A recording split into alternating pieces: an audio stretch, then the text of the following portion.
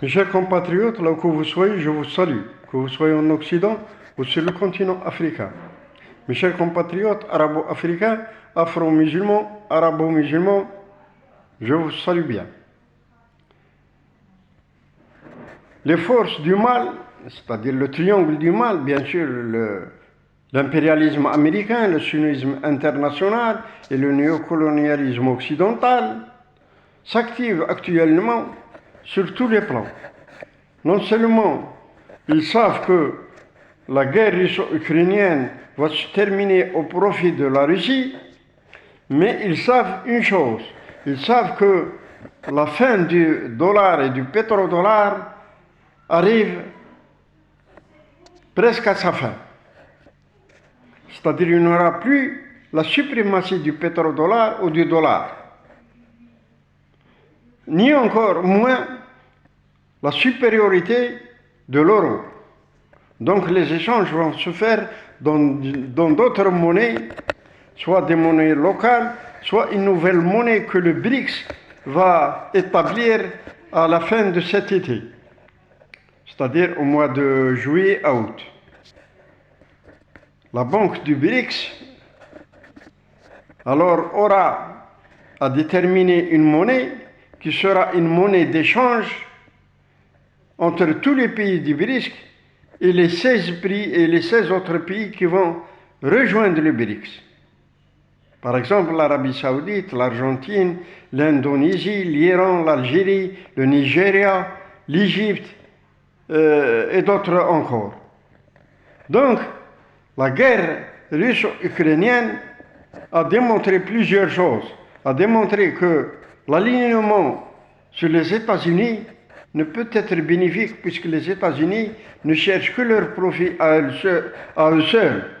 Mais ils s'en fichent complètement de l'Europe et de ce qui va se passer en Europe.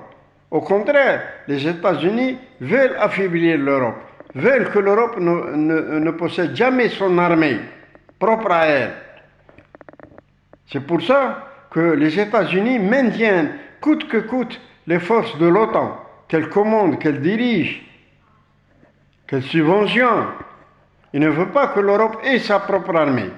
Ça, c'est d'une part. Ils ne veulent pas que l'Europe intègre, c'est-à-dire la Russie, dans leur cercle, parce que la Russie, c'est un pays européen. Si l'Europe avait, dès le début, consenti à avoir de bonnes relations économiques, géostratégiques, politiques et autres avec la Russie, dès la chute de l'URSS, de l'Union soviétique, elle aurait dû le faire. Et c'est ce qui était prévu. Mais les États-Unis ne veulent pas ça.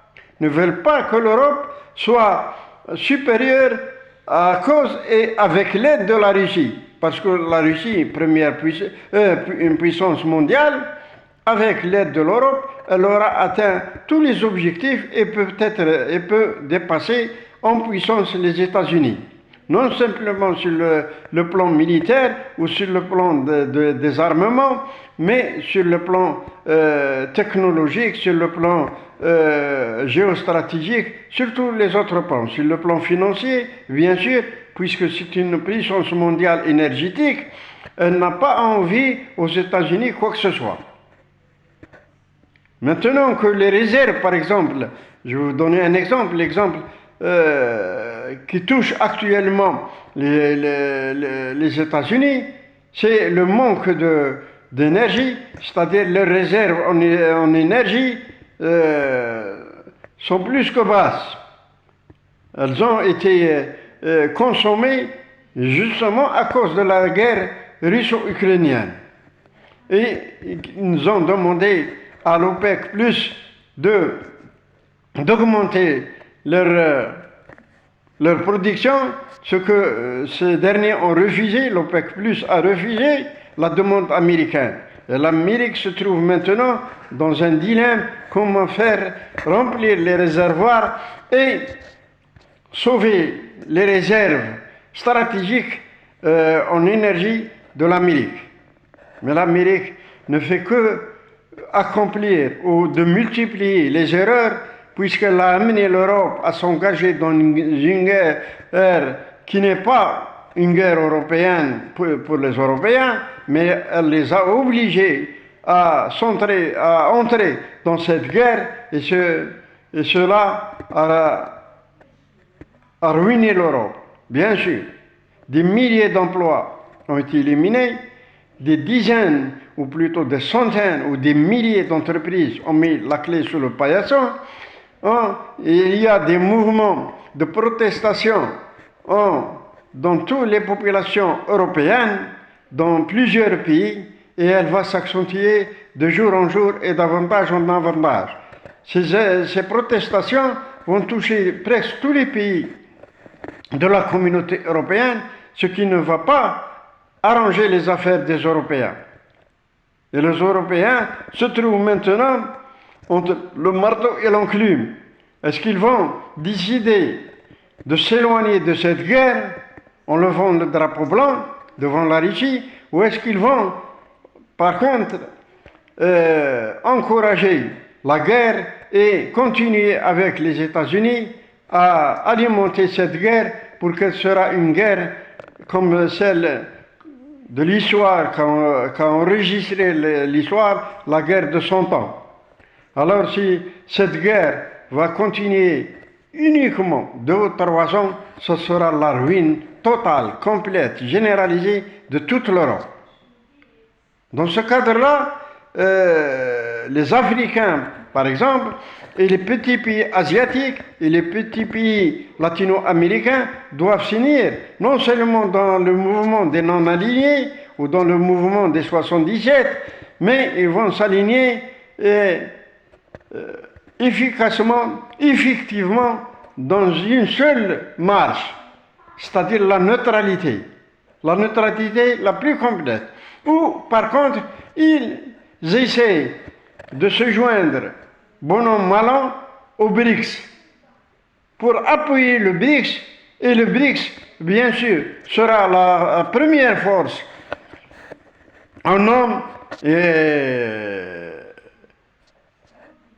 et en stratégie, bien sûr, et sur le plan économique, sur le plan des échanges économiques, et avec une monnaie d'échange nouvelle.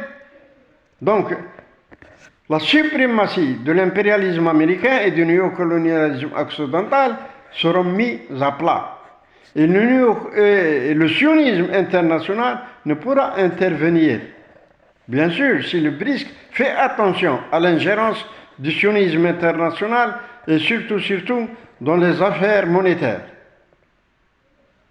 C'est pour cela qu'un monde nouveau est en train de se mettre en place. Alors, ce sera la joie pour ceux qui détermineront leur place de ce côté ou de cela, mais ce sera la joie effectivement pour ceux qui veulent le nouvel ordre mondial s'établir le plus vite possible. À bon entendeur, salut.